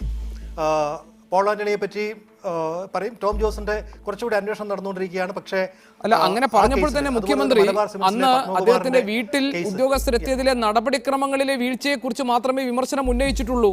വിജിലൻസിന്റെ നീക്കങ്ങളെ അദ്ദേഹം വിമർശിക്കുകയോ തള്ളിപ്പറയുകയോ ചെയ്തിട്ടില്ല. വിജിലൻസ് നടപടികളെ അദ്ദേഹം തള്ളിപ്പറഞ്ഞിട്ടില്ല. ആ മോഡസ് ഓപ്പറാൻഡിയാണ് അദ്ദേഹം തള്ളിപ്പറഞ്ഞത്. ഇല്ല, വിജിലൻസ് നടപടികളെ മുഖ്യമന്ത്രി ഒരിക്കലും തള്ളി പറഞ്ഞിട്ടില്ല, പറയാൻ പാടില്ല എന്ന് തന്നെയാണ് എൻ്റെ അഭിപ്രായം. കാരണം വിജിലൻസ് ഡയറക്ടർക്ക് അദ്ദേഹം ശരിയായ രീതിയിൽ കാര്യങ്ങൾ ചെയ്യുന്നിടത്തോളം ഗവൺമെൻറ് പൂർണ്ണ പിന്തുണ കൊടുക്കേണ്ടതുമാണ്. ഈ ജേക്കബ് തോമസിൻ്റെ വ്യക്തിയെപ്പറ്റി പറയാൻ ഞാൻ ആഗ്രഹിക്കുന്നില്ല. പക്ഷേ ഈ സംവിധാനത്തിന് വളരെ കടുത്ത ഒരു പോരായ്മയുണ്ട്. ഒരു പോലീസ് ഉദ്യോഗസ്ഥൻ, കാരണം വിജിലൻസ് ഡയറക്ടർ ആകുന്ന ഏറ്റവും സീനിയറായിട്ടുള്ള 2, 3, 4 പോലീസ് ഉദ്യോഗസ്ഥരിൽ ഒരാളായിരിക്കണമല്ലോ വിജിലൻസ് ഡയറക്ടർ. ആ വിജിലൻസ് ഡയറക്ടർ ആകുന്ന ഉദ്യോഗസ്ഥൻ്റെ അയാളുടെ ഈ വ്യക്തി സ്വഭാവം അനുസരിച്ച് തീരുമാനങ്ങൾ എടുക്കുകയും അയാൾക്ക് തോന്നുന്ന രീതിയിൽ കാര്യങ്ങൾ കൈകാര്യം ചെയ്യുകയൊക്കെ ചെയ്താൽ അതിന് തീർച്ചയായിട്ടും ഒരു പ്രതിവിധി ഉണ്ടാവണം. അത് ഇപ്പോൾ കേന്ദ്ര വിജിലൻസ് കമ്മീഷനുണ്ട്. CBI എടുക്കുന്ന കേസുകൾ ഈ കേന്ദ്ര വിജിലൻസ് കമ്മീഷൻ്റെ അംഗീകാരത്തോടുകൂടി മാത്രമേ മുമ്പോട്ട് പോകാൻ സാധിക്കുകയുള്ളൂ. ഒരു മെച്യൂറായിട്ടുള്ള ഒരു കൺസിഡറേഷൻ ഈ മാതിരി കേസുകളിൽ തീർച്ചയായിട്ടും ആവശ്യമാണ്. ഒരു പോലീസ് ഉദ്യോഗസ്ഥന് മാത്രമായിട്ട് അത്തരം കാര്യങ്ങൾ വിട്ടുകൊടുക്കുന്നത് ഭരണത്തിന് ദോഷമാണ് എന്നുള്ളതാണ് ഏറ്റവും പ്രധാനപ്പെട്ട ഒരു കാര്യം ഞാൻ പറയാൻ ആഗ്രഹിക്കുന്നത്. ശ്രീ ഡീൻ കുര്യാക്കോസ്, ഈ പ്രശ്നങ്ങളെല്ലാം ഉണ്ടായി സർക്കാരിനെ സമ്മർദ്ദത്തിലാക്കുന്ന, സർക്കാരിൻ്റെ ദൈനംദിന പ്രവർത്തനങ്ങളെ പ്രതികൂലമായി ബാധിക്കുന്ന, അതിനെ മരവിപ്പിക്കുന്ന തരത്തിലേക്ക് ഇതുവരെ ഇല്ലാത്ത തരത്തിലൊരു സമരരൂപമായി ഈ പ്രതിഷേധം മാറിയപ്പോൾ മുഖ്യമന്ത്രി തന്നെ കാണാനെത്തിയ ഉദ്യോഗസ്ഥരോട് അല്പം കടുത്ത ഭാഷയിൽ സംസാരിച്ചു എന്നത് നേര്. പക്ഷെ അതോടൊപ്പം തന്നെ അവരുന്നയിച്ചിട്ടുള്ള പ്രശ്ന പരിഹാരത്തിന് വേണ്ടിയുള്ള സംവിധാനങ്ങൾ ഒരുക്കാം എന്ന ഉറപ്പും ആ കൂടിക്കാഴ്ചയിൽ മുഖ്യമന്ത്രി നൽകിയിട്ടുണ്ട്. അതിനപ്പുറം ഏത് തരത്തിലുള്ള ഒരു ഇടപെടലും പെരുമാറ്റവുമാണ് നിങ്ങൾ മാതൃകാപരമെന്ന് വിശേഷിപ്പിക്കുക? ഇവിടെ സർവീസിലെ ഏറ്റവും ഉന്നത ഉദ്യോഗസ്ഥനായാലും സർക്കാർ സംവിധാനത്തിലെ ഏറ്റവും താഴെ തട്ടിലുള്ള പ്യൂൺ പോസ്റ്റിൽ വർക്ക് ചെയ്യുന്ന ആളാണെങ്കിലും അവർക്ക് തൊഴിൽപരമായി മാന്യത ലഭിക്കണം. അത് സ്വാഭാവിക നീതിയാണ്. ഇവിടെ ഇപ്പോൾ അത് സംഭവിച്ചിട്ടില്ല എന്നത് പകൽ പോലെ വ്യക്തമായിരിക്കുകയാണ്. ഇപ്പോൾ ചീഫ് സെക്രട്ടറി അദ്ദേഹം ഇപ്പോൾ നമ്മൾ മാധ്യമങ്ങളിലൂടെ അറിയുന്ന കാര്യങ്ങളാണ്, അത് ശരിയാണ് എന്നത് തന്നെ പകൽ പോലെ വ്യക്തവുമാണ്. അദ്ദേഹത്തെ മുഖ്യമന്ത്രി ആക്ഷേപിച്ച് സംസാരിച്ചു എന്നുള്ളതാണ് ഇവിടെ ഉണ്ടായിട്ടുള്ളത്. അപ്പോൾ മുഖ്യമന്ത്രിയിൽ പരസ്യമായി അവിശ്വാസം പ്രകടിപ്പിക്കേണ്ട അവസ്ഥയിലേക്ക്, കീഴ്വഴക്കങ്ങൾ ലംഘിച്ചുകൊണ്ട് ഉന്നത ഉദ്യോഗസ്ഥന്മാർ കടന്നു വരേണ്ട അവസ്ഥയിലേക്ക് കാര്യങ്ങൾ വന്നിരിക്കുന്നു. ഇവിടെ ഒരു ഉദ്യോഗസ്ഥൻ, വിജിലൻസ് ഡയറക്ടർ എന്ന് പറയുന്ന വ്യക്തിയുമായി ബന്ധപ്പെട്ട് മുഖ്യമന്ത്രി അദ്ദേഹത്തിന് എല്ലാ പരിരക്ഷയും നൽകുന്നു എന്ന് പറയും. ഇപ്പോൾ വിജിലൻസ് ഡയറക്ടറുമായി ബന്ധപ്പെട്ട് ഞാൻ ഇതിനെ കാണുന്നത്, ഇപ്പോൾ ഈ ചർച്ചയിൽ പങ്കെടുത്ത ഭരണകക്ഷിയിലെ തന്നെ ഏറ്റവും പ്രമുഖനായ ഒരു നേതാവായ സെബാസ്റ്റ്യൻ പോൾ സാർ അദ്ദേഹം തന്നെ പറഞ്ഞു കഴിഞ്ഞു വിജിലൻസിൻ്റെ ഭാഗത്ത് നിന്ന് ഒരുപാട് കുഴപ്പങ്ങൾ സംഭവിച്ചിരിക്കുന്നു, അല്ലെങ്കിൽ അദ്ദേഹം തന്നെ ആ കാര്യങ്ങളെ സംബന്ധിച്ച് സൂചിപ്പിച്ചു. അപ്പോൾ അത്തരത്തിൽ ആക്ഷേപതുല്യമായി പ്രവർത്തിക്കുന്ന വിജിലൻസ് ഡയറക്ടറെ മുഖ്യമന്ത്രി സംരക്ഷിക്കുന്നു എന്ന ആക്ഷേപം ഈ പറയുന്ന IAS ഉദ്യോഗസ്ഥന്മാർക്കുണ്ടാകുന്നു. നമ്മൾ ഈ ചർച്ച തുടങ്ങുന്നതിന് മുമ്പ് വാർത്ത റിപ്പോർട്ട് ചെയ്തപ്പോൾ ഒരു കാര്യം ശ്രദ്ധിച്ചില്ലേ? അതായത് ഇന്ന് ചീഫ് സെക്രട്ടറിക്കെതിരെ വിജിലൻസ് കോടതിയിൽ പരാതി കൊടുത്തത് ഈ വിജിലൻസ് ഡയറക്ടറുടെ നേരിട്ടുള്ള ഇടപെടലിലൂടെയാണ് എന്നുള്ളതാണ് ആക്ഷേപം. ഇതിപ്പോൾ മാധ്യമ ചർച്ചയിൽ മാത്രം വരുന്ന കാര്യമില്ല, ഇത് എല്ലാവർക്കും അറിയാം. ഇവിടെ നടന്നുകൊണ്ടിരിക്കുന്നത് ഇത് അങ്ങനെയൊന്നും അവസാനിക്കാൻ പോകുന്നില്ല. കാരണം ഇവിടെ ഉണ്ടായിട്ടുള്ള ഈ ശീതസമരം എന്ന് പറയുന്നത് ഇതിന് പിറകിൽ ഒരുപാട് കാര്യങ്ങൾ നടന്നുകൊണ്ടിരിക്കുകയാണ്. വിജിലൻസ് ഡയറക്ടറാണ് ചീഫ് സെക്രട്ടറിക്കെതിരെ വിജിലൻസ് കോടതിയിൽ ഒരാളെ കൊണ്ട് ഹർജി സമർപ്പിച്ചിരിക്കുന്നത് എന്നത് ഒരാക്ഷേപമായി നിലനിൽക്കുന്നു. മാധ്യമങ്ങളിലെല്ലാം പ്രധാനപ്പെട്ട വാർത്തയായിരിക്കുന്നു. അപ്പോൾ ഇത് എങ്ങനെ അവസാനിപ്പിക്കാൻ കഴിയും? ഈ ചർച്ചയിൽ കോൺഗ്രസിനെ പ്രതിനിധീകരിച്ച് നിൽക്കുന്ന താങ്കൾ ഒരു കാര്യത്തിൽ എനിക്ക് വ്യക്തത വരുത്തിയാൽ നന്നായിരുന്നു. നിങ്ങൾ പറഞ്ഞതുപോലെ വിജിലൻസ് ഡയറക്ടറുടെ ഇടപെടലുകളിൽ പാകപ്പിഴകൾ ഉണ്ടായെന്നോ വൈദ്യനിര്യാതന ബുദ്ധിയോടുകൂടി വിജിലൻസ് ഡയറക്ടർ ഇടപെടുന്നു എന്ന പരാതിയിൽ കഴമ്പുണ്ട് എന്നെല്ലാം ശരിയാണ് ശ്രീ സെബാസ്റ്റ്യൻ പോൾ ഈ ചർച്ചയിൽ പറഞ്ഞു. പക്ഷേ അദ്ദേഹം അതോടൊപ്പം തന്നെ ഒരു ഘട്ടത്തിലും ഈ പറയുന്ന കൂട്ടവധി എടുത്തുകൊണ്ടുള്ള പ്രതിഷേധ സമര രീതിയെ അനുകൂലിച്ചുകൊണ്ട് അദ്ദേഹം സംസാരിച്ചിട്ടില്ല. അതിൽ തെറ്റുണ്ടെങ്കിൽ അദ്ദേഹത്തിന് ഇപ്പോൾ തന്നെ തിരുത്താം. ശ്രീ ഡീൻ കുര്യാക്കോസ് ഞാൻ പറഞ്ഞത് ശ്രീ ഡീൻ കുര്യാക്കോസ് താങ്കൾ അങ്ങനെ പറഞ്ഞു എന്നല്ല. ശ്രീ ഡീൻ കുര്യാക്കോസ്, താങ്കൾ ഈ സമരത്തെ അല്ലെങ്കിൽ കൂട്ടവധി എടുത്തുകൊണ്ട് ഒരു സമര രീതിയിലേക്ക് പോയ അവരുടെ മനോഭാവത്തെ നിങ്ങൾ പിന്തുണയ്ക്കുന്നുണ്ടോ ഇല്ലയോ? അല്ല, ഇവിടെ ഞങ്ങൾക്ക് എന്ത് കാര്യം? കാരണം ഇവിടെ ജനാധിപത്യ സംവിധാനത്തിൽ തെരഞ്ഞെടുക്കപ്പെട്ട ഭൂരിപക്ഷമുള്ള ഒരു ഗവൺമെൻറ് അവർ ഈ നാടിനോട് നീതി പുലർത്തണം, അല്ലെങ്കിൽ അവരിൽ അർപ്പിതമായിട്ടുള്ള കടമ നിറവേറ്റണം. അതാണ് ഞങ്ങൾ കാണിക്കുന്നത്. ഞങ്ങൾ ആ നിലയിലാണ് ഈ വിഷയത്തെ കാണുന്നത്. അപ്പോൾ പ്രതിപക്ഷത്തിൻ്റെ റോൾ ഞങ്ങൾ ഭംഗിയായി നിർവഹിക്കുന്നു. ഇവിടെ ഈ ഭരണസ്തംഭനം ഇത് ക്ഷണിച്ചു വരുത്തിയതാണ്. ഈ ഉദ്യോഗസ്ഥന്മാരെ നിലയ്ക്ക് നിർത്താൻ, അതാരായിക്കൊള്ളട്ടെ, X or Y, ഇവരെ നിലയ്ക്ക് നിർത്താൻ ഗവൺമെൻറ് എന്നുള്ള നിലയിൽ പരാജയപ്പെട്ടിരിക്കുന്നു. മുഖ്യമന്ത്രിയുടെ പിടിപ്പുകേട് ഇവിടെ വെളിപ്പെട്ടിരിക്കുകയാണ്. അതുകൊണ്ടാണ് 3 മാസക്കാലം, ഇത് ഇന്നും ഇന്നലെയും തുടങ്ങിയതല്ലോ. ഈ ഭരണസ്തംഭനം നിരവധിയാണ്. ഇതിനിടയിൽ നോട്ട് പിൻവലിക്കൽ വിഷയമുണ്ടായതാണ് ഒരു പരിധിവരെ ഈ പ്രശ്നം ഇത്രമാത്രം വലിച്ചു നീട്ടപ്പെട്ടതെന്നും അതല്ലെങ്കിൽ ഇതിനു മുമ്പ് തന്നെ ഇത് പുറത്തു വരുമായിരുന്നു എന്നതാണ് വസ്തുത. അതിനപ്പുറത്ത് നമ്മൾ ഈ 3 മാസക്കാലം സഹിക്കുകയായിരുന്നു. പൊതുസമൂഹമാണ് ഇതിൻ്റെ ദുരന്ത സമാനമായിട്ടുള്ള എല്ലാ തരത്തിലുമുള്ള ദുര്യോഗത്തെയും ഏറ്റുവാങ്ങേണ്ടി വരുന്നത്. ഇവിടെ യഥാർത്ഥത്തിൽ ഞാനിപ്പോൾ ഈ ചർച്ചയിൽ കടന്നു വരുന്നതിന് മുമ്പ് ഒരു MLA-യുമായി സംസാരിച്ചിട്ടാണ് കടന്നു വരുന്നത്. അദ്ദേഹം തന്നെ പറയുകയാണ്, അദ്ദേഹത്തിൻ്റെ തന്നെ 37 ഫയലുകൾ, അദ്ദേഹം നേരിട്ട് ബന്ധപ്പെട്ട 37 ഫയലുകളാണ് തീർപ്പ് കൽപ്പിക്കാതെ മുഖ്യമന്ത്രിയുടെ ഓഫീസിൽ കെട്ടിക്കിടക്കുന്നത്. നാളിതുവരെയായി അങ്ങനെ ഒരു സംഭവം ഉണ്ടായിട്ടുള്ള ഒരു MLA-യുടെ ലെറ്റർ ഹെഡിൽ കൊടുത്തിട്ടുള്ള അപേക്ഷകൾ പരിഗണിക്കപ്പെടാതെ പോകുന്നു. അപ്പോൾ അത്രമാത്രം ദയനീയമായ ഒരവസ്ഥയിലേക്ക് ഭരണ തകർച്ച എന്നത് അത് യാഥാർത്ഥ്യമായിരിക്കുകയാണ്. അതിന് ഉത്തരവാദിയായിട്ടുള്ളത് ഈ ഗവൺമെൻറ് തന്നെയാണ്. അപ്പോൾ മറ്റാരെയുമല്ല ഞങ്ങൾ കുറ്റം പറയുന്നത്, ഞങ്ങൾ ആരെയും ഞങ്ങൾ സപ്പോർട്ട് ചെയ്യുന്നില്ല. ഞങ്ങൾ ഈ ഗവൺമെൻറ്റിനെ, മുഖ്യമന്ത്രിയെ, അദ്ദേഹത്തിൻ്റെ പിടിപ്പുകേടിനെ, അദ്ദേഹം മാത്രം വരുത്തി വെച്ചതായ CPI-യുടെ ഇപ്പോൾ മറ്റ് മന്ത്രിമാരാണല്ലോ ഇത് കോംപ്രമൈസ് ചെയ്യാൻ നടക്കുന്നത്. മാധ്യമ റിപ്പോർട്ടാണല്ലോ, ശരിയാണല്ലോ. അത് ഈ സമരം തീർക്കാൻ, സമരം അവസാനിപ്പിക്കാൻ വേണ്ടി മറ്റ് മന്ത്രിമാർ നടക്കുന്നു. അപ്പോൾ യഥാർത്ഥത്തിൽ ഇതിൽ മുഖ്യ ഉത്തരവാദി എന്ന് പറയുന്നത്, ഒന്നാം പ്രതി എന്ന് പറയുന്നത് പിണറായി വിജയൻ മുഖ്യമന്ത്രി തന്നെയാണ്. ആ ഉത്തരവാദിത്വം ഏറ്റെടുത്തുകൊണ്ട് ഇത് പരിഹരിക്കാൻ വേണ്ടി ആത്മാർത്ഥമായി അദ്ദേഹം ഒരു വൈകാരിക പ്രകടനം എന്ന നിലയിൽ ഒരു സമര രീതിയിലേക്ക് പോകാൻ ആദ്യം തീരുമാനിക്കുകയും പിന്നീട് മുഖ്യമന്ത്രിയുടെ കർക്കശ ഇടപാടിനെ തുടർന്ന് അതിൽ നിന്ന് പിൻവാങ്ങുകയും വരും ദിവസങ്ങളിൽ ഏറെക്കുറെ സർക്കാരുമായുള്ള നിസ്സഹകരണം തുടരാൻ പാകത്തിലുള്ള ചില തീരുമാനങ്ങൾ അവർ എടുക്കുകയും ചെയ്തിട്ടുണ്ട്. IAS ഉദ്യോഗസ്ഥർ ഒരു പ്രശ്നവുമില്ലാത്ത ഫയലുകൾ മാത്രം എത്തിയാൽ മാത്രമേ ഒപ്പിടൂ എന്നതൊന്ന്, സാമ്പത്തിക ബാധ്യത വരുന്ന എല്ലാ ഫയലുകളും മുഖ്യമന്ത്രിയുടെ പരിഗണനയ്ക്ക് വിടാനുള്ള തീരുമാനം, ഇതെല്ലാം അവസാനമായി ഉണ്ടാക്കുന്ന ഫലം എല്ലാ ഫയലുകളും നീങ്ങാൻ വലിയ കാലതാമസം ഉണ്ടാകും എന്നതാണ്. എന്ന് പറഞ്ഞാൽ മറ്റ് പരോക്ഷമായ ഒരു സമ്മർദ്ദത്തിലൂടെ സർക്കാരിൻ്റെ ദൈനംദിന പ്രവർത്തനങ്ങളെ മരവിപ്പിക്കാൻ പാകത്തിലുള്ള ഒരു നിസ്സഹകരണത്തിലേക്ക് കേരളത്തിലെ ഉദ്യോഗസ്ഥ വൃന്ദം, ബ്യൂറോക്രസി പോകാൻ പോകുന്നു എന്ന് സൂചന. ഇത് കർക്കശമായി നേരിടേണ്ടതല്ലേ? ഏതെങ്കിലും നിലയ്ക്ക് ഇതിനെ നമുക്ക് പിന്തുണയ്ക്കാൻ കഴിയുമോ? താങ്കൾ പറഞ്ഞതുപോലെ ഒരു ഭാഗത്ത് പരാതികളുണ്ടെങ്കിൽ, ആവലാതികളുണ്ടെങ്കിൽ, അവർക്ക് അസംതൃപ്തി ഉണ്ടെങ്കിൽ ആ പ്രശ്നപരിഹാരത്തിന് വേണ്ടിയുള്ള നടപടികളിലേക്ക് പോകാമെന്ന മുഖ്യമന്ത്രിയുടെ ഉറപ്പ് നിലനിൽക്കെ വിജിലൻസ് പകപോക്കൽ നടപടി നടത്തുന്നു എന്നെല്ലാം പറഞ്ഞുകൊണ്ട് ഈ രീതിയിലുള്ള ഒരു നിസ്സഹകരണത്തെ ഏതെങ്കിലും നിലയ്ക്ക് ന്യായീകരിക്കാൻ കഴിയുമോ? എങ്ങനെയാണ് ഇതിനെ കൈകാര്യം ചെയ്യേണ്ടത്? അല്ല, ഇത് കേവലമായ സംഘടിത സമ്മർദ്ദം മാത്രമല്ല. നമ്മൾ ഈ സൈനിക അട്ടിമറി എന്നൊക്കെ പറയുന്നത് പോലെ ബ്യൂറോക്രസിയുടെ അട്ടിമറിയാണ് ഇപ്പോൾ കേരളത്തിൽ സംഭവിക്കുന്നത്. എന്ന് വെച്ചാൽ ഭരണത്തെ അട്ടിമറിക്കുക. ഇവരിപ്പോൾ പറയുന്ന അത്ര നിർദോഷമായ കാര്യമല്ല. ട്രാൻസ്പാരൻ്റായ ഫയൽ മാത്രം ഞങ്ങൾ നോക്കും, ബാക്കിയെല്ലാം മുഖ്യമന്ത്രിക്ക് അയക്കും എന്ന് പറഞ്ഞാൽ, ഇപ്പോൾ ഡീൻ കുര്യാക്കോസ് പരാതിപ്പെട്ടതുപോലെ മുഖ്യമന്ത്രിയുടെ ആഫീസിൽ ഫയൽ കുന്നുകൂടും, അതിനപ്പുറത്ത് സംഭവിക്കില്ല. അതിൽ ഭരണസ്തംഭനമായിരിക്കും. അങ്ങനെയുള്ള കാര്യങ്ങൾ മുന്നോട്ട് പോകേണ്ടത്. അപ്പോൾ ഇതിന് പരിഹാരം എങ്ങനെ ഉണ്ടാക്കാൻ കഴിയും എന്നുള്ളതാണ്. അവിടെ ഞാൻ ഇടയ്ക്ക് സൂചിപ്പിച്ച ആ തത്വം, ഒരു ക്യാബിനറ്റ് സമ്പ്രദായം നിലനിൽക്കുന്ന സംവിധാനത്തിൽ രാജ്യത്ത് അവിടെ മിനിസ്റ്റേഴ്സ് റെസ്പോൺസിബിലിറ്റി അതുള്ള പ്രധാനപ്പെട്ട കാര്യമാണ്. മിനിസ്റ്റർ ഉത്തരവാദിത്തം ഏറ്റെടുക്കുക, സെക്രട്ടറിമാർ ഫയൽ ഒപ്പിട്ട കാര്യങ്ങൾ മുന്നോട്ട് കൊണ്ടുപോകും. ഇവിടെ ആ മിനിസ്റ്ററുടെ റെസ്പോൺസിബിലിറ്റി ഏറ്റെടുക്കാൻ കഴിയുന്നില്ല. അതിനപ്പുറത്ത് ഒരു വിജിലൻസ് ഡയറക്ടർ ഈ രീതിയിൽ, ഇപ്പോൾ പോൾ ആൻ്റണി, അതാണ് ഉദാഹരണം.